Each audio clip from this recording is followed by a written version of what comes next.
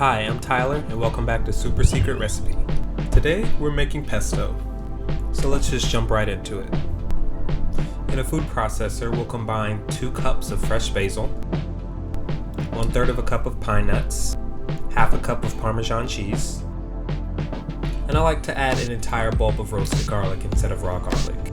If you want to see how I roast my garlic, you can click the card at the top of the screen to watch my garlic bread video. Then we'll blitz that up. Traditionally, we'd be using a mortar and pestle to blend things together, but this works just about as good. Now we'll lift things up and see how our pesto mixture is coming together. Pretty good. And now in goes half a cup of olive oil, then blitz things up again to combine. And now that our pesto is looking really pesto-y, we'll add a little salt and black pepper to taste. And there we go, basic pesto using roasted garlic. I could end the video here, but why don't I show you how to make pasta with it. We'll start by oiling up a pan and letting it heat up just before adding a cup of halved cherry tomatoes. As a side note, I'm also cooking fettuccine noodles at the same time. When our tomatoes begin to blister, we'll add about 5 cloves of thinly sliced garlic. We're using the oil to do the heavy lifting and create a sauce for our pasta.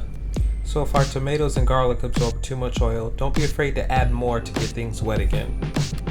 We'll sprinkle in a bit of red pepper flakes, and just before our garlic begins to brown, we'll add our cooked fettuccine to the pan. And now's the time to add in our pesto. The amount to add is really up to your preference. Here I add about 3 tablespoons, and down the road I add 1 more when I see that things don't turn as green as I wanted. As a rule of thumb, it's always a good idea to keep your pasta water. The starchy water is great for thickening any sausage you're trying to develop in the pan. I'm adding it here for that reason and also loosen things up. To finish, I'll turn off the heat and toss in a few fresh basil leaves. Seasoned with salt and black pepper, and we're done. So here's our completed pesto pasta. Pesto. It looks and tastes delicious as is, but grating a little Parmesan never hurt anyone.